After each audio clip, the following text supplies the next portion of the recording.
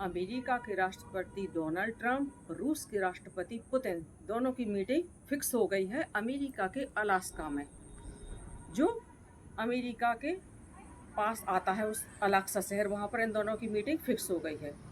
अपने देश 15 अगस्त में जिस दिन झंडा फहराया जाना है उसी दिन इन लोग की मीटिंग फिक्स हो गई है।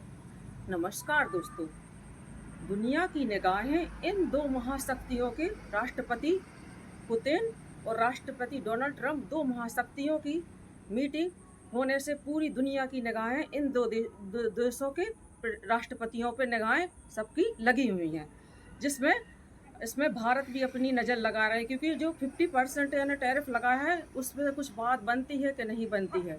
तो इससे ये समझ में आता है कि डोनाल्ड ट्रंप के जो अमेरिका के राष्ट्रपति हैं उन लोगों ने वहाँ पर अमेरिका के जो आस का शहर है वहाँ पर मीटिंग फिक्स की है, जो पहले रूस का यानी हिस्सा हुआ करता था। तो इन्होंने 168 साल पहले जो रूस ने अमेरिका को बेचा था, तो ये पहले रूस का हिस्सा हुआ करता था, जो अमेरिका ने इन लोग से खरीद लिया है।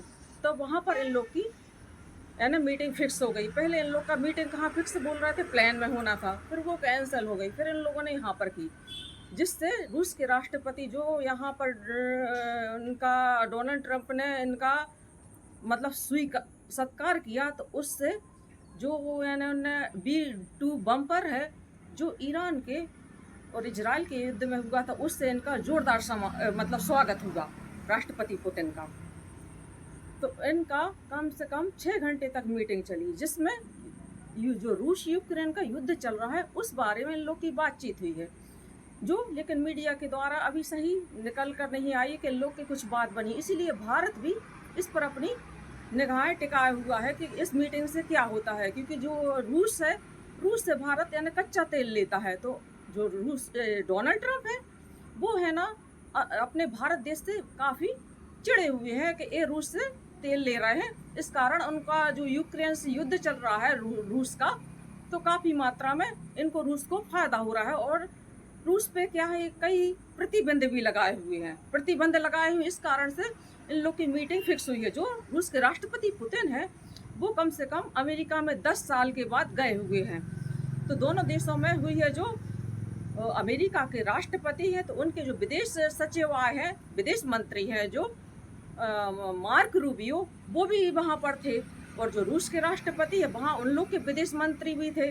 तो दोनों देशों के मतलब विदेश मंत्री वहाँ पर थे। दोनों मतलब जो रूस के राष्ट्रपति है उनकी जो एयर फोर्सेस है तो वो भी वहाँ पर थी, जो कमाल का प्रदर्शन कर रही थी। तो इससे ये समझ में आता है कि दोनों जब महाशक्ति राष्ट्रपति पुतिन के साथ रूस की एयरफोर्स भी शामिल थी, जिसके कारण ये समझ में आता है कि रूस भी शक्तिशाली देश है। इससे समझ में आता है कि जो राष्ट्रपति डोनाल्ड ट्रंप है इसको यानी जो यूक्रेन और रूस का युद्ध चल रहा है इसमें अपना क्रेडिट लेना चाहते हैं, और जो भारत यानी रूस से तेल खरीदना चाहते हैं तो उससे भी ये चिड़े हुए। तो इससे ये समझ में आता है कि ये अपना राष्ट्रपति जो डोनाल्ड ट्रंप है अमेरिका के, वो क्रेडिट लेना चाहते हैं और महान बनने की कोशिश कर रहे हैं।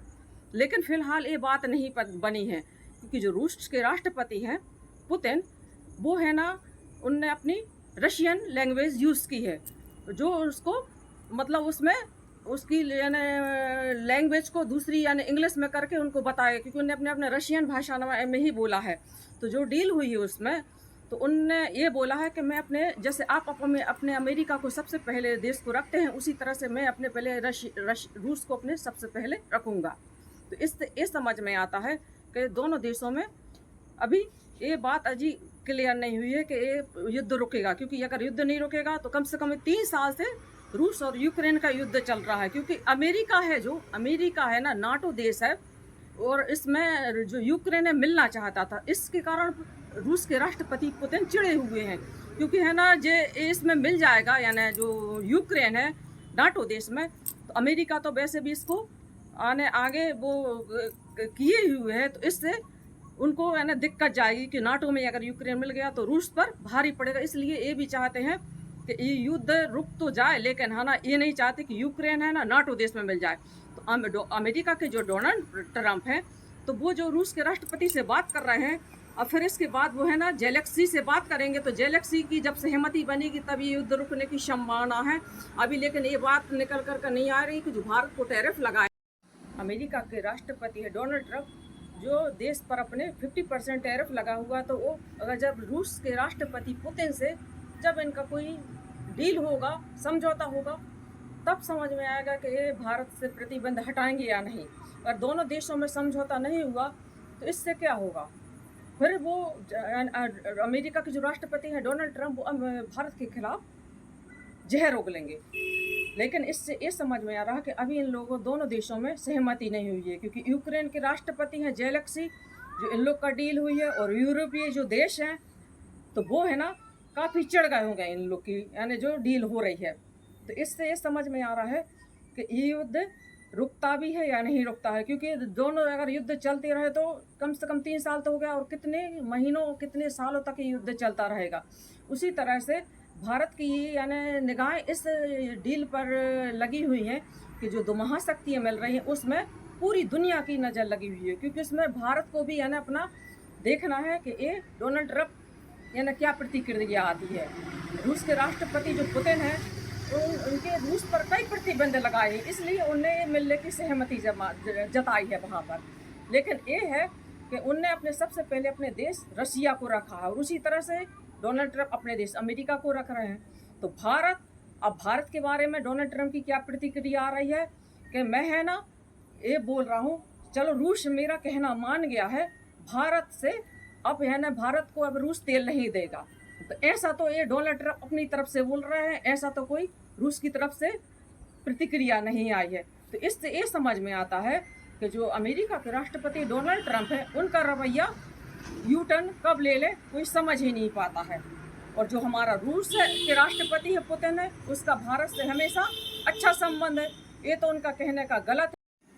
अमेरिका के राष्ट्रपति डोनाल्ड ट्रंप ये भी अच्छी तरह से जानते हैं जो रूस के राष्ट्रपति पुतिन, वो भी झुकने वाले नहीं हैं, वो भी अपनी शर्तों पर मंजूर होंगे, क्योंकि ये समझ में आ रहा है कि डोनाल्ड ट्रंप को भी अच्छी तरह से ज्ञात हो गया है कि वो भी समझ गए हैं कि रूस भी यानी अच्छा मतलब पावरफुल कंट्री बन गया है, कि वो भी यानी अगर अमेरिका ने कभी रूस पर आक्रमण क्यों नहीं किया, क्योंकि वो वहाँ की सैन्य शक्ति बहुत मजबूत है, और उसी तरह से छोटे छोटे शहरों पर ये हमला करते हैं।